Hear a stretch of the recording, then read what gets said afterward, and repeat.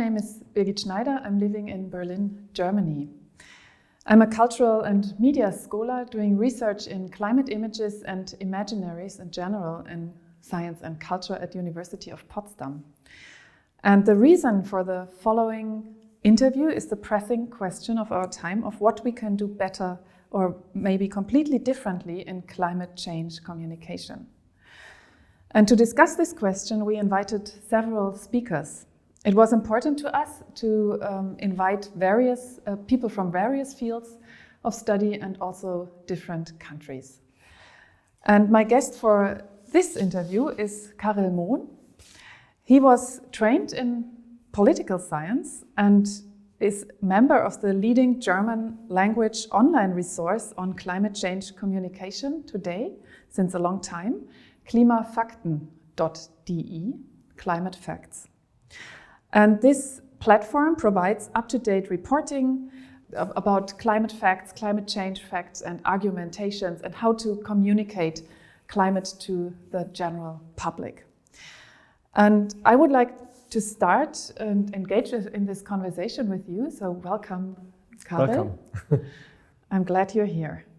So can you tell us a little bit about Klimafakten? How did this evolve, and what was the initial idea that we need something like this in Germany? It is funny that you said that our biggest problem maybe is climate change communication, because this is not normally how people see it. I think many people would say climate change is our biggest problem. But then how do we as humans, as social beings, deal with issues? We have no other form of understanding and grasping reality than communication, right? Exchanging views, viewpoints, perspectives, talking to each other, trying to make sense of things. So already in this little shift from climate change to climate change communication lies the big problem. We started our project klimafakten.de 9 years ago in the aftermath, in the blues of the post-Copenhagen period, when there was a widely shared feeling that we are at a low point of climate politics and that there's an immediate and imminent risk of the wave of denialism, of organized denialism, sweeping us in Central Europe from the Anglophone countries. So there was an impulse by the founders and funders of our work, foundations, to erect a defense wall against this wave of denialism. And the naive thinking at the time was that the best and most effective way of fighting disinformation is to provide the right facts and to engage in fact-checking. And this is what we did. This is how we started. We did that for a couple of years. We're still doing it because it is essential that we have a scientific and evidence-based understanding of what is happening to Earth with climate change. But then we found out this is not enough. You also wrote in one of the newsletters you were sending periodically that we were new, we were naive. This is also something you just said. When we started Klimafakten 9 years ago, we actually thought we have to defend the facts in the climate debate. Why was it naive? What is your new viewpoint on this idea? Well, first of all, we were swimming in the same water as everyone else. And the climate issue, of course, has been pushed tremendously by climate activists and green environmental NGOs. And they did so in a coalition with science. And they took their insights and all their argumentation from science. So there was a natural inclination to think that, well, here's the science and we need to act on it. And this line of thinking also has the nice side effect of working as a lever or as a tool by which you can force people Because you know this argument that you can't argue with the physics. I've just heard it yesterday in a TV talk show by one of the leading Fridays for Future activists. And this is a very intriguing thought because by referring to this, you would think, well, okay, my counterparts would be immediately defenseless, right? You show them the laws of physics and then they just need to do something. But then climate mitigation, climate politics is about politics. And there you enter the field of values and so forth. Yes, and so it doesn't really work. I mean, what we here in Germany found out, people in the US and Australia, where denialism is rampant, found out earlier that trying to use this big stick of the facts wielding it doesn't really work with people who have a belief system, who have values in which these facts have no place. Or at least if there is a conflict between facts and values, it is the values that will prevail. And then once you have come to see that just pouring information into imaginary empty heads of people doesn't work, then you try to ask yourself, or you start to ask yourself, what is the problem? Why aren't people using the facts and integrating this into their behavior? And there you enter a fascinating cosmos of insights into how our brains work, cognitive science, behavioral science, economics, sociology, I mean, the entire range of social sciences that all shape our behavior. So simple models simply do not work. So actually you end up with a question about the human. What is the Yes. human? Yeah. There are many people today, they are convinced we face a severe crisis, but still there is no action. So what is hindering the action also for the people who know about the facts? Yeah. In your point of view? I very much agree with this observation that many people across the entire political, or almost the entire political spectrum, see climate change as a huge problem and also see the need and the urgency to act. But there is a certain problem with what I would call climate policy literacy in a number of political forces.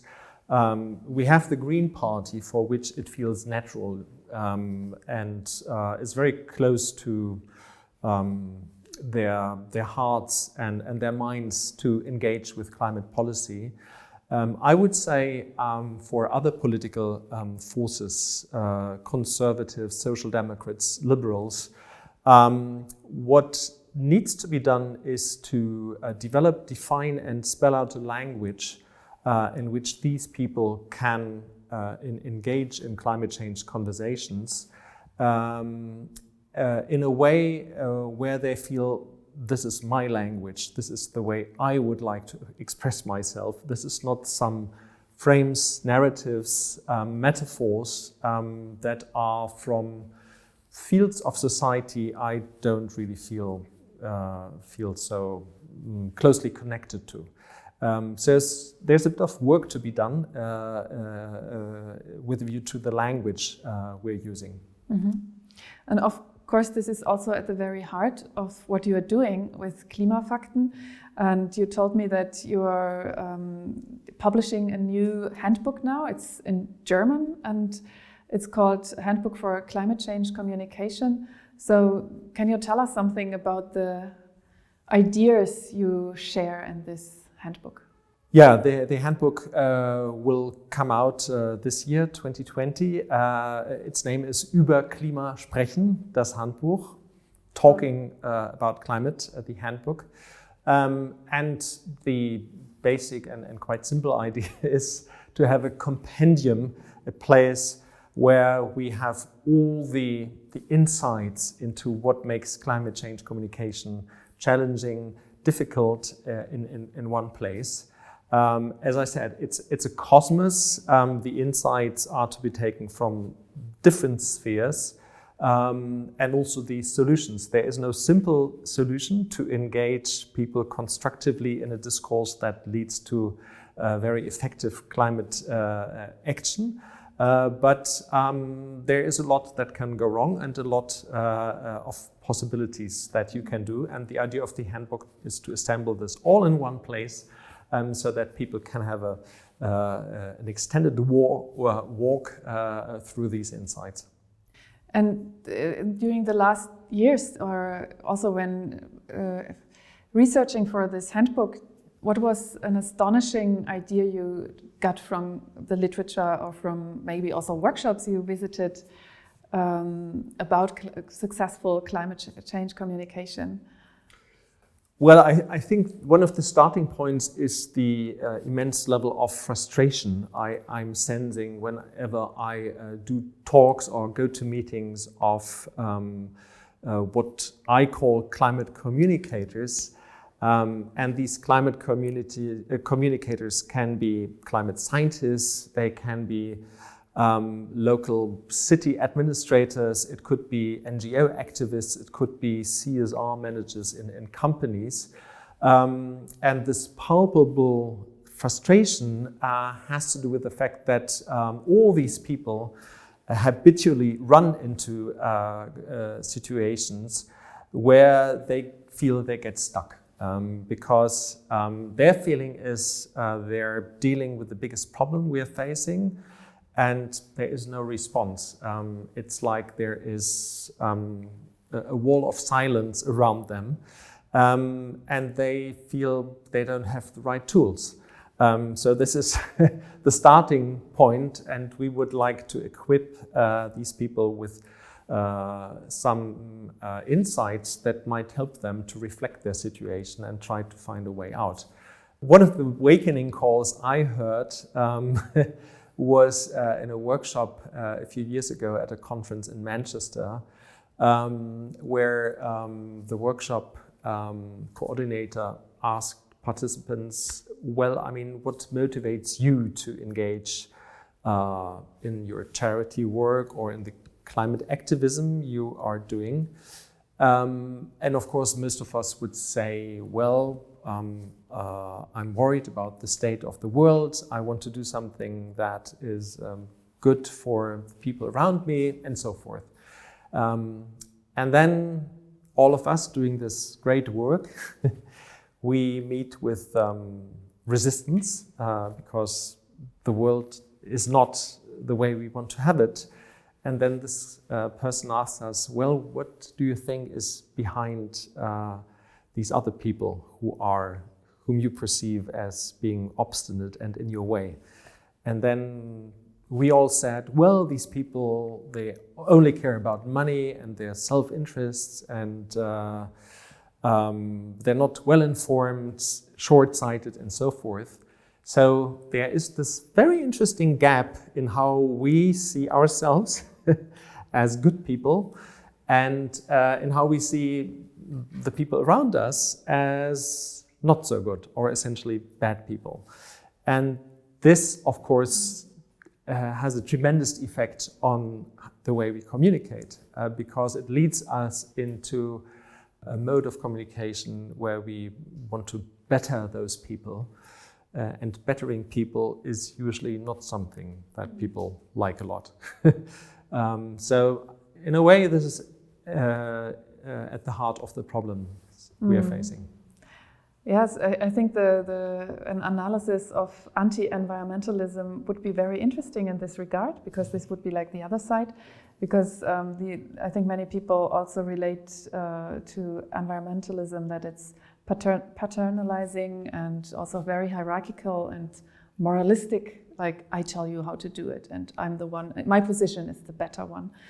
And I think this is a very severe problem at the very heart of this communication process. I totally agree, yes. Yeah. And it is all the more fascinating that this questionable way of dealing with morality is so close to what we need to do, because I do believe that values and morality have a huge role to play, because it is what motivates us it shapes the way we are seeing the world and we want the world to be. So it is actually important to talk about your own values.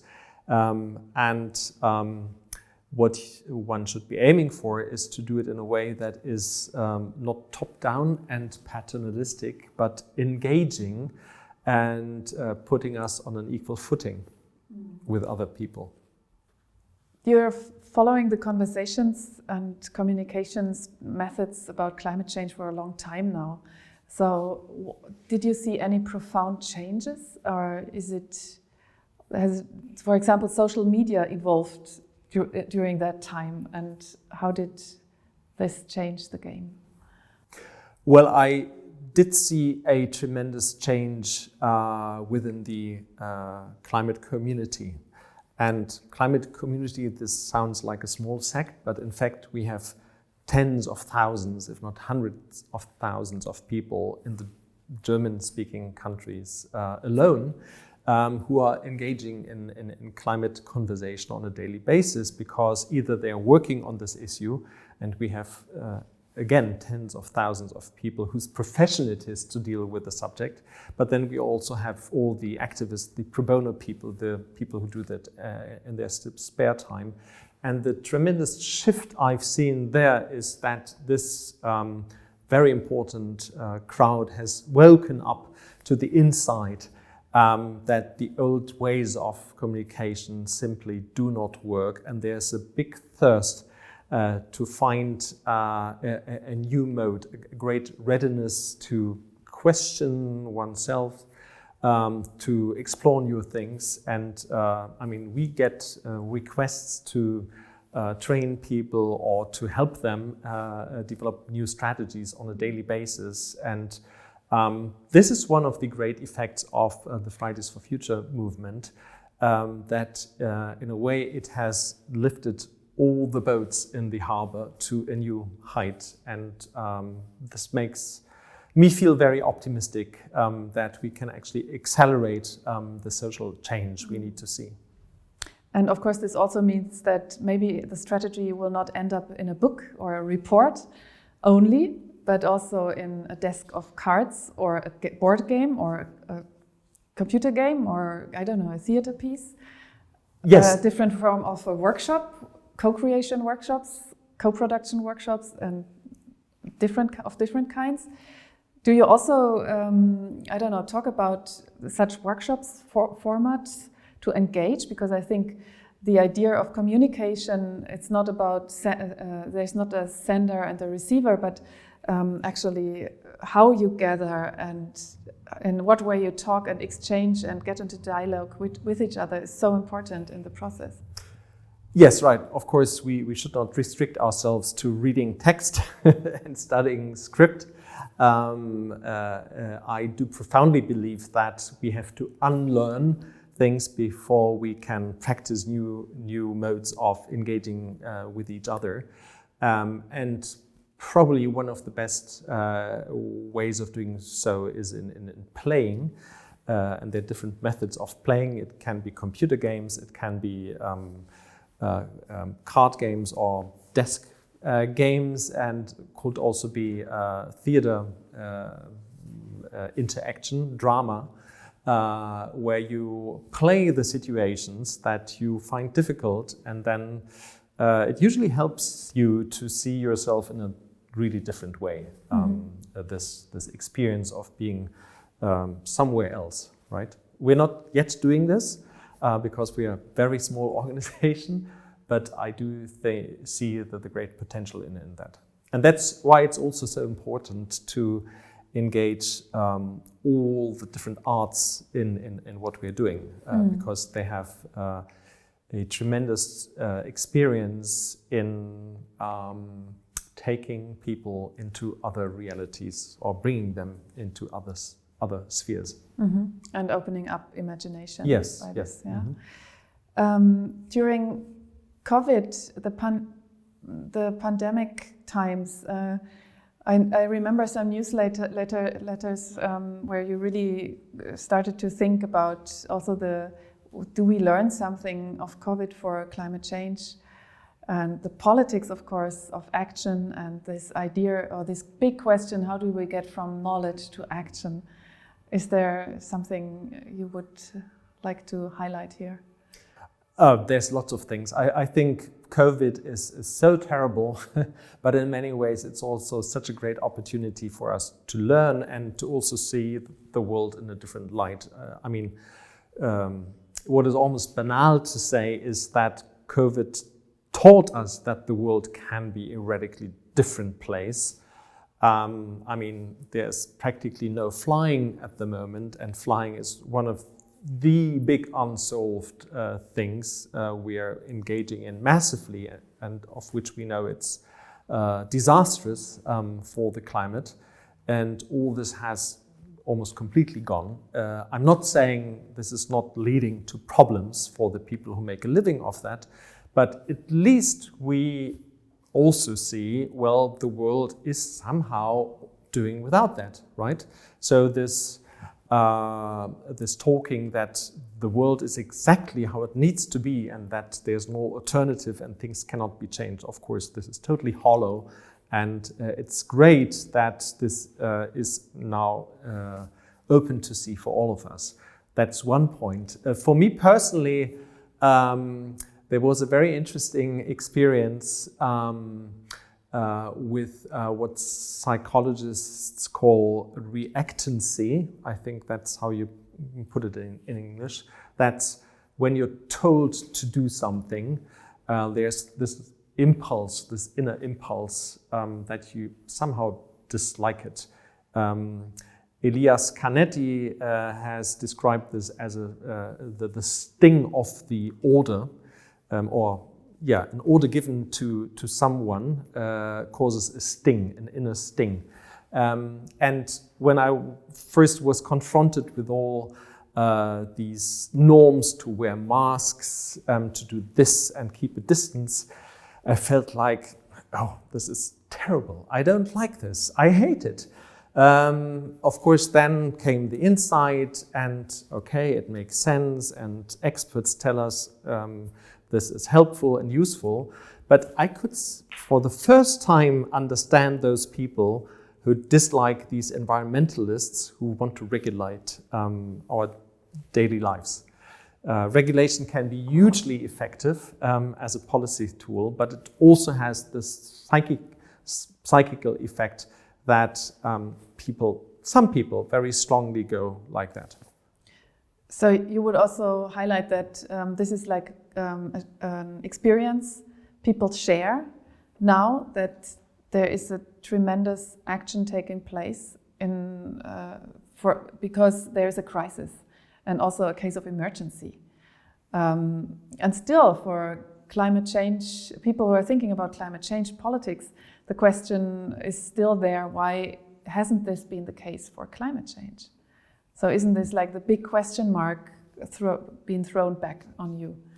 Yes, of course, that is one of the big questions, and you can respond to this question in a very pessimistic way and saying, yes, it shows how futile our efforts are to deal with climate change, and that we are not finding the right responses. But you could also respond to that in a very optimistic way. The plasticity of the brain is something that cognitive sciences, one of the big new insights of the cognitive sciences, and one of the big insights that COVID could bring to us, that society is has a great plasticity.